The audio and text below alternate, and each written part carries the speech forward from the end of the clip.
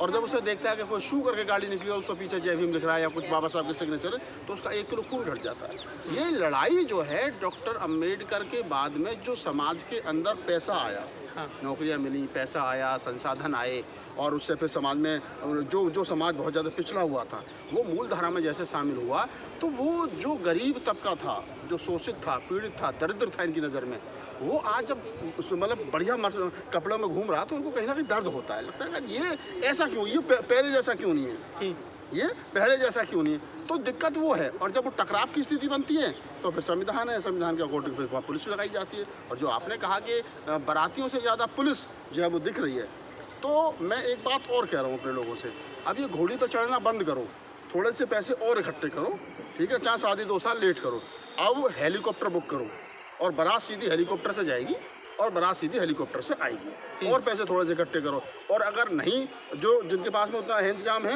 अगर आपको लगता है कि घोड़ी पर चढ़ने से दिक्कत जिन लोगों को है, तो फिर कम से कम एक राइफल का लाइसेंस भी कराओ, एक बंदूक का लाइसेंस कराओ। अगर जो आदमी आपको घोड़ी पर चढ़ने से आपके साथ बदतमीजी करता हो, बारात बाद में चली जाएगी, पहले उसका इंतजाम कर लो।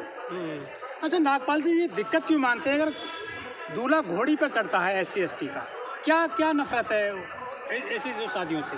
मैंने बताया नहीं आपको, जो दलितों के पास में गाड़ी घोड़ा बंगला आ गया है, नहीं, घोड़ी से कोई लगाव है क्या उन लोगों को जो मैं बता रहा हूँ, वो उस पर अपना कब्जा चाहते हैं। उनको लगता है नहीं, घोड़ी पर चढ़ने का अधिकार उन्हीं को है क्या नहीं? एक समय पर जैसा वाइट कपड़े, वाइट चिट्टे कपड़े पहनने का अधिकार जिनको था, तो बाबा साहब डॉक्टर अम्बेडकर ने जब 14 अक्टूबर 56 को बौद्ध धर्म अपनाया, तो बाबा साहब ने एक आवाज़ दी कि सब लोग सफ़ेद कपड़ों में आएंगे। तो कहीं ना कहीं वो क्रांति के प्रति क्रांति थी। बाबा साहब ने कहा कि हमको, हमारे लोग कहते रहे क्या चमार जैसे कपड़े पहन रखे हैं, नीले पीले काले पीले, तो वो हमारी पहचान थी, नीले पीले काले पीले कपड़े पहनना, ठीक है, चटकीले कपड़े पहनना। ये बात अलग है कि आज की तारीख में जो महंगी मॉडल है वही कपड़े पहनती है हमारे वाले। तो बाबा साहब ने उस समय एक आवाज़ दी कि आपको सफ़ेद कपड़ों में आना है, तो सफ़ेद कपड़ों से पहचान बनी। आज जब सफ़ेद चिट्टे कपड़े पहन करके घोड़ी पर कोई जाता है, जैसे लाल पहले कहते हैं ना गाँव में कि लाल बहू कौन की, तो दूल्हे का दुल्हन का जोड़ा लाल ही होता था, तो हमने उसको भी सफ़ेद कर दिया। आज बड़े बड़े फिल्म स्टारों की शादियाँ सफ़ेद कपड़ों में हो रही हैं, दुल्हन को कहते हैं सफ़ेद मत पहनना, अब सब हो जाए, अब हो रहा। तो ये क्रांति के प्रति क्रांति। संविधान है सर, कानून है, लोगों में डर नहीं है, उस किसी की शादी में विघन डालेंगे तो जेल जाना पड़ सकता है। अब डाल तो रहे हैं और जेल भी जा रहे हैं। और अभी तो घटना थी कि जब दलित दूल्हे को घोड़ी पर चढ़ने से रोका तो दोनों तरफ से फायरिंग हुई, और जो दलित दूल्हे को रोक रहे थे उसमें 2-3 लोग मारे गए।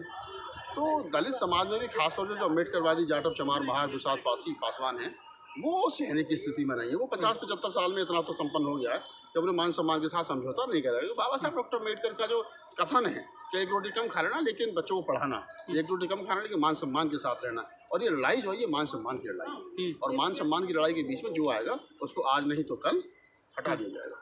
लेकिन ये तो कहते हैं कि ये हिंदू राष्ट्र है, राम राज्य है, तो राम राज्य में क्या दलित घोड़े पर नहीं चढ़ सकता? भाई साहब फिर मैं वहीं आ रहा हूँ, राम राज का मतलब ये है कि राम राज में सम्मुख ऋषि का कत्ल किया गया, क्या गया ना, उसका अंगूठा काट लिया, बाली को छुपके मारा था, ठीक है, बाली को छुपके मार दिया। तो होता क्या है कि राम राज में, राम राज की परिभाषा यही है कि आप दलित हो, आप अछूत हो, तो आपको अछूत बनकर ही रहना पड़ेगा। अगर इससे ऊपर उठने की कोशिश करोगे तो फिर उनको बर्दाश्त नहीं होती। तो ये तो समाज में तो फिर उल्टी पहाड़ चढ़ने लगी है, तो इस तरह से तो जो शोषण घटनाएं होंगी रोजाना। नहीं, ऐसा नहीं कि घटना हुई है, 10-20 घटनाएं होंगी, अभी और होंगी, क्योंकि सरकार उनके अनुकूल है। जब ये सरकार बदलेंगी, जब सरकार अम्बेडकरवादियों के हिसाब से आएगी, संविधान के हिसाब से आएगी, तो उसके हिसाब से देखना। फिर यही लोग जो आज बारात चढ़ने पर रोक रहे हैं ना, ये वो दिन भी दूर नहीं है कि जब घोड़ी के आगे आगे नाचेंगे। लेकिन वो लोग तो किसी आम आदमी की बारात नहीं रोकते हैं, IAS की, PCS की भी रोक सकते हैं। हाँ, तो मैं बता रहा हूँ ना, अभी जितने मामले पीछे हुए हैं, ज़्यादातर बुलंदशहर का मामला हो तो उसको खुद उस लड़के का बाप PSC में था, लड़का CRPF में था, घर पे जमींदार था 50-60। हरियाणा के सोना में सूबेदार के बेटे की बारात रोक दी गई। बुलंदशहर में अभी एक CRPF के जवान की बारात हो गई। तो ये घटनाएं हैं, और ये घटनाएं इसलिए आ रही है, पहले गाँव में बारात रोकी जाती है, ठीक है, नंबरदार हम नहीं जा रहे घोड़ी पर, तो क्या काम कर रहा हूँ। लेकिन आज जब कोई रोकने की कोशिश करता है, तो उत्तर प्रदेश में तो कभी ऐसी कोई बात थी नहीं कि घोड़ी पर बारात होगी, था संपन्न थे। लेकिन अब यहाँ भी वो राजस्थान वाला ही चलाना चाह रहे, तो वो बर्दाश्त नहीं हो रहा है। यहाँ तो लठ निकाल के लाता है चमार, फिर कहता है बता कैसे रोकेगा घोड़ी को बारात चढ़ना तुम्हारी। तो ये समाज उतना कमजोर नहीं रह गया, इसको दबाया नहीं जा सकता। आने वाले समय पर आज नहीं तो कल ये समानता की लड़ाई जो थी ये लड़ी जाएगी, और लड़ी जाएगी तो फिर पूरी तरीके से जीती भी जाएगी। लेकिन योगी और मोदी कहते हैं कि सब बराबर है, कहीं जातिवाद नहीं है, उनकी सरकारें चल रही है देश में, उनकी नज़रों में बराबर है, संविधान में सब बराबर है, लेकिन जब मोदी जी की गोद में बैठे हुए लोग ये कहते हो कि हम तो संविधान को बदलने आए हैं, हमें तो नया संविधान चाहिए, अभी कुंभ में जिस प्रकार की घोषणा की गई हमने नया संविधान बना लिया है, तो आप समझिए ना कि जब मोदी जी के इशारे पर ही मोदी जी के गुजरात में मटका छक्का लग रखा जाता हो, ये सुप्रीम कोर्ट में सुनवाई हुई है, तो मोदी जी के ही राज में ये सब हो रहा है और मोदी जी की निगरानी में हो रहा है। जब मोदी जी खुद ये कहते हो लाचार होकर के जब मारो मेरे दलित भाइयों को मत मारो, क्या प्रधानमंत्री की भाषा इस प्रकार की होनी चाहिए? प्रधानमंत्री चाहिए कि दलितों के खिलाफ अगर किसी ने कोई एट्रोसिटी की तो उठाकर ठोक दिया जाएगा। देखो कैसे होगा। लेकिन प्रधानमंत्री जी खुद चाहते हैं दलित पिटते कूटते रहें, छिदते रहें, तो तभी ठीक रहेंगे, कूड़ में रहेंगे ना, जैसे कूड़ में रहेंगे।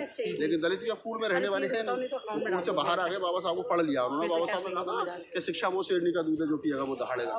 तो इन्होंने शिक्षा पढ़ ली है और पढ़ लिया तो ये दहाड़ेंगे और दहाड़ेंगे तो फिर ढंग से इंतजाम करेंगे। मोदी जी रात को 8 बजे आते हैं, कहते हैं कि आज रात से 500 के हजार के नोट बंद है, तो ऐसी कोई घोषणा क्यों नहीं कर देते हैं कि जातिवादी घटना होगी तो फिर जो है काफ़ी बड़ा एक्शन होगा? क्यों नहीं ऐसा एक्शन लेती है सरकारें? देखिए, सरकार के पास कानून है, एट्रोसिटी एक्ट है, संविधान है, संविधान में सब कुछ है, लेकिन उसके बावजूद भी अगर नहीं रुक पा रहा है तो ये सरकार की लापरवाही है, सरकार का फेलियर है।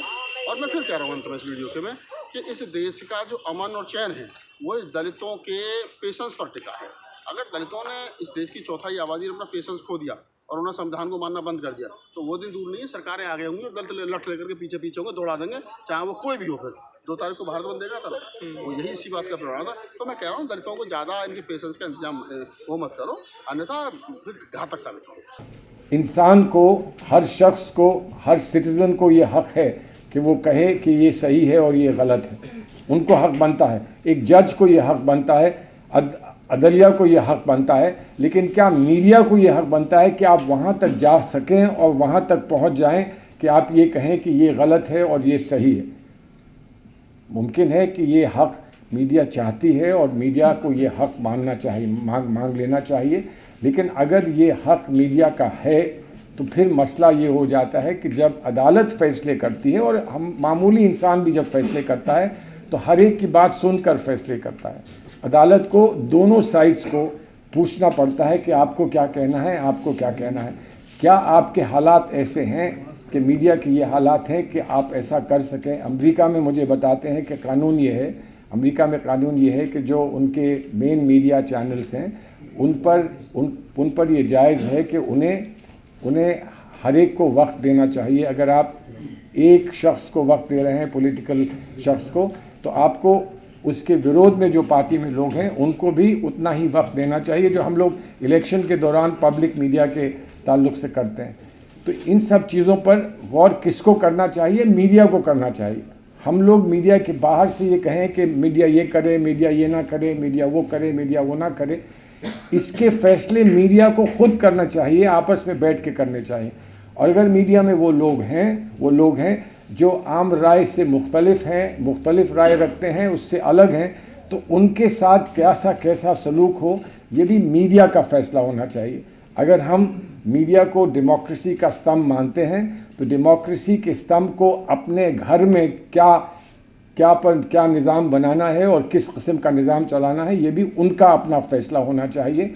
हम उस फैसले पर लबैक कहें तो बहुत बेहतर बात है, हम उस फैसले को बर्दाश्त करें तो बहुत बेहतर बात है, लेकिन ये फ़ैसला हम मीडिया के लिए ना करें, मीडिया इस फैसले को खुद करे और ख़ुद करके बयान करे, तो यकीनन मैं समझता हूँ बात अच्छी होगी। यहाँ पर मीडिया से ज़्यादातर लोग जुड़े हुए हैं, मीडिया के लोग, और इस पर आप कभी गौर करें और इस पर आपके कोई तासुरात हों, उस पर आप गुफ्तगू करना चाहें तो यकीनन मैं समझता हूँ हम लोग सब कहीं ना कहीं मीडिया के लोगों से जुड़े हैं